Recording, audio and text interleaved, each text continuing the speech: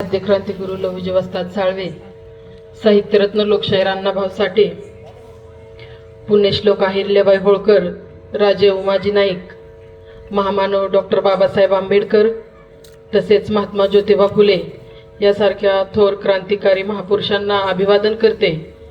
आणि त्याचबरोबर हे गाव ज्या व्यक्तीमुळे प्रसिद्ध झालं असे या गावचे सुपुत्र शहीद जवान वजीर रास्ते यांनाही अभिवादन करते। आणि आज आपल्यामध्ये उपस्थित असलेले सर्वांचे लोकप्रिय नेते रमेशदादा बागवे साहेब आणि त्याचबरोबर अविनाशदादा बागवे साहेब, मी सर्वांची नावं घेणार नाही कारण एखादं नाव चुकून राहिलं तर नाराजगी व्यक्त होईल।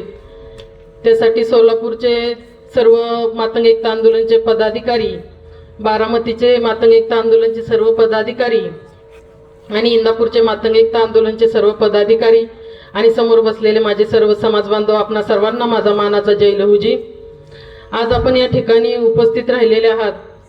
आज जे आम्ही 10 शाखेचं शाखा ओपनिंगचं जे काम केलेलं आहे त्याचा आनंद आपल्या समाजात सर्वांच्याच मनात आहे। आणि आम्ही ज्या इंदापूर तालुक्यात छोट्या छोट्या सभा ललिंद्र भाऊंच्या, शरद भाऊंच्या साथीने घेतल्या होत्या, त्याच्यातही दादांच्या भाषणातून दादांनी जी बाईट दिलेली जात होती त्याच्यातून एक सारखा मुद्दा पुढे येत होता की समाजावर होणाऱ्या अन्यायाला तोंड देण्यासाठी आम्ही एकत्र येतोय। तोच मुद्दा आम्ही समाजाला समजावून सांगत होतो आणि त्याच मुद्द्याला एक समोर ठेवून आज समाज एकत्र झाला आणि ह्या 10 गावात शाखा ओपनिंग झालं। तर दादा, तुम्हाला एक वचन आहे की फक्त ह्या 10च गावात हे शाखेचं उद्घाटन करून आमचं कार्य थांबणार नाही, तर याही पेक्षा जास्त मोठा कार्यक्रम आम्ही पुढच्या वेळी करू। आणि आम्ही फक्त जसं म्हटलं जातं की अगोदर घर सुधरा मग जग सुधारायला निघा, तसंच आता फक्त तालुक्यातल्या शाखा ओपन केलेल्या आहेत, पण आम्ही माळशिरस तालुका, सोलापूर जिल्हा अशाही ठिकाणी आमचे समाज बांधव तयार केलेले आहेत। तिथेही अशाच प्रकारचे कार्यक्रम थोड्याच दिवसात होतील।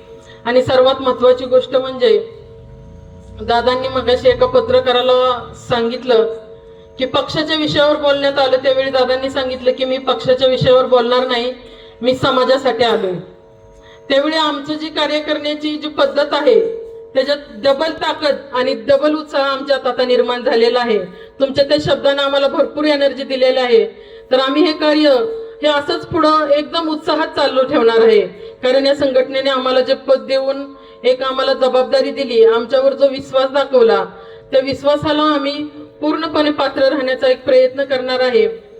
एवढंच बोलून मी माझं थोडक्यात वेळ झाला म्हणून छोटंसं भाषण संपवते। जय हिंद।